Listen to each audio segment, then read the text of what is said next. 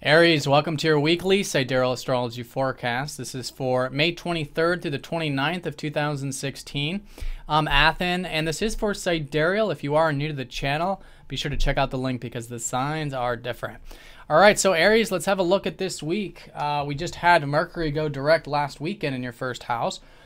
So that's quite nice. There's this still, reflective energy. We still have your ruler Mars retrograde. And this is going to be the case up and through the end of June.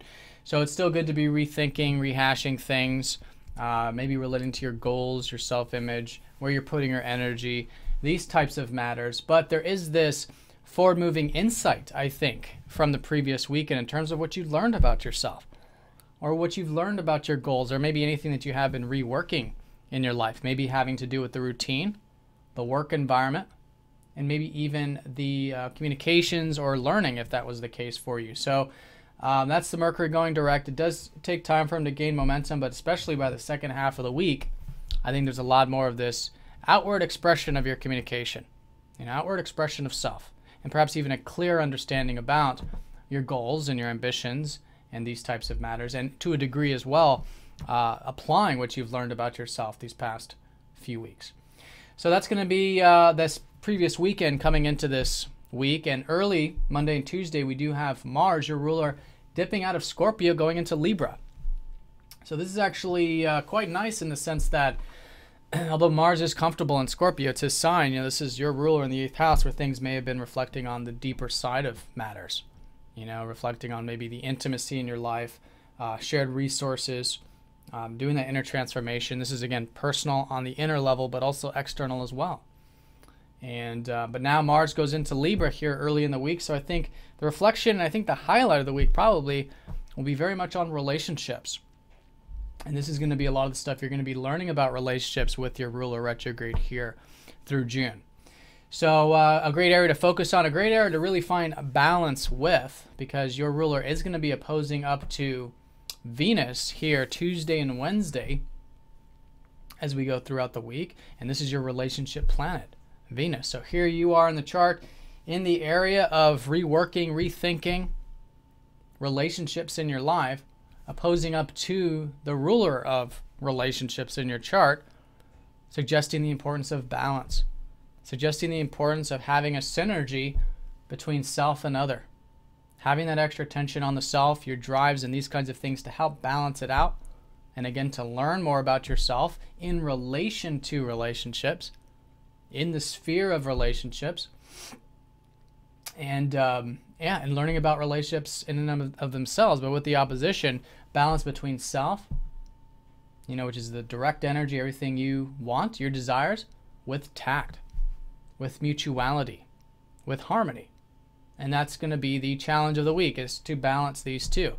And I think seeing how you can work constructively with your personal development in relationships, as well as with yourself, is a good way of balancing this and really combining it. What's going on is that the masculine Mars is opposing up to feminine Venus. But we're, with the opposition, we want to combine these energies, really see that they're just two sides of the same coin. The masculine side, the feminine side. And although they may seem very extreme or very different or polarized in ourselves this week, it's so we can have that awareness of them. There's a tremendous amount of awareness of each of these masculine, feminine aspects of self.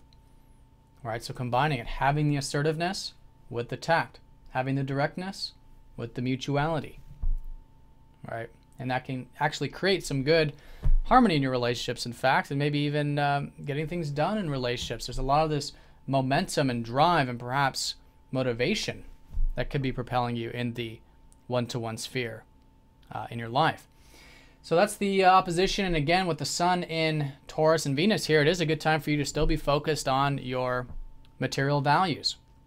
You're going to have a new moon here in about a couple weeks, so still good to be enjoying the simple pleasures, really seeing what you have in life, being grateful for what you have, right, and enjoying what you have, and in that way you're creating this sort of momentum or this focus point that is going to be again, a new beginning for you shortly. And I think you can be enjoying a lot of these simple pleasures in your life, whether it's the good meal, the relaxation, the aromatherapy, really connecting to your senses. here. It can be very enjoyable and a great place for you to be gaining that prana, gaining that energy with the sun. All right, so then on the middle part of the week, which is the major aspect of the week, we do have Jupiter squaring up to Saturn. All right, so this is a very slow-moving transit. It's taking us all the way into June. It was in orb last week. And so with this one, it's all about this slow and steady growth. We're building possibilities. And as we approach Thursday, it's really going to be emphasized. So this is the fact that there's been a lot of, I think, opportunities for you to express yourself recently, since Jupiter has recently gone direct. The North Node in the 5th house suggesting there might be new forms of self-expression, new ways of expressing yourself, maybe creatively for some of you.